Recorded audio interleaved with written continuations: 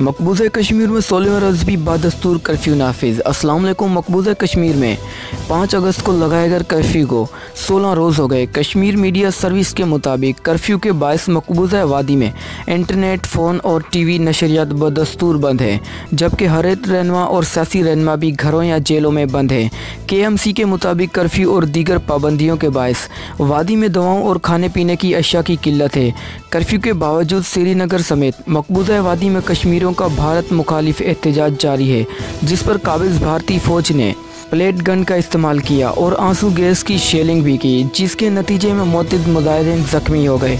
Media reports के मुताबिक मकबूजा वादी के मखसूस इलाकों में स्कूल खुलने के बावजूद खाली रहे और वादी की मौजूदा सूरत हाल पर वालिदैन ने बच्चों को स्कूल भेजने से इनकार कर दिया।